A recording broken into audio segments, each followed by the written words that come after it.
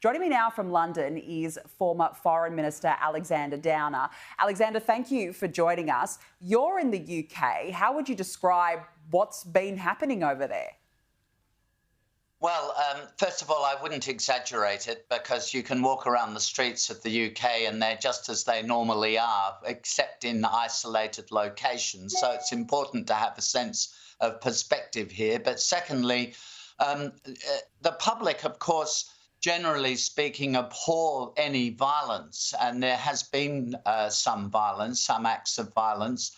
But on the other hand, there is a deep concern about immigration in the UK, not immigration per se, but the volume of immigration and in particular illegal immigration and the failure of some migrants to integrate into British society. I mean, obviously many do integrate, but some of them do not integrate and live in enclaves and enclaves which are dissociated from the rest of the country. And this breeds not only alienation for those people, but resentment amongst the rest of the community. So bad handling of immigration has led to a lot of bad feeling in this country, and some of that has recently spilled over.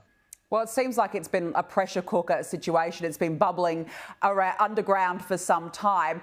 And the UK Labor government has been quite strong in condemning far-right protesters. Yet the other day, Keir Starmer tweeted, well, we will not tolerate attacks on mosques or on Muslim communities. As Elon Musk pointed out, well, why not all communities? What do you make of the way the Labor government has responded to this?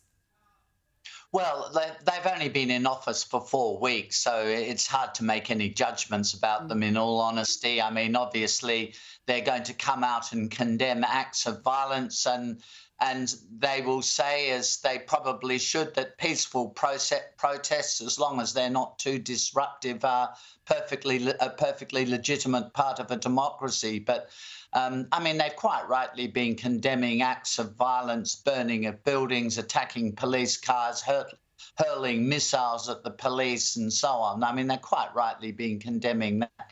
I mean, it's not so much to do with the new government in the UK, but over some years there's been an argument in the UK that police are it's two-tiered policing, that the police will tolerate protests which are left-wing protests like the Black Lives Matter protests, and Just Stop Oil protests in ways that they won't where there are right-wing protests against illegal immigration.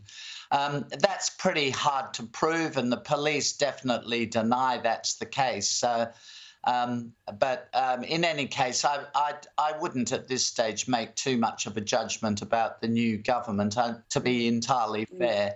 No, fair enough. Look, let's head to the US now. What do you make of Tim Walz's Kamala Harris's vice presidential pick? Donald Trump has claimed he's thrilled because he thinks that Walz is shocking.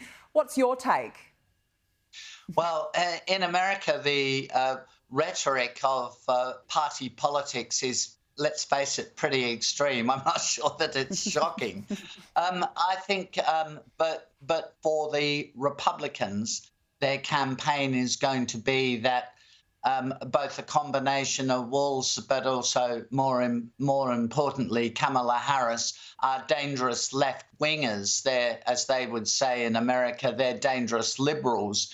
And definitely they do both have a record for woke policies and woke approaches to a variety of different issues, and that's going to be the target of the Republican campaign.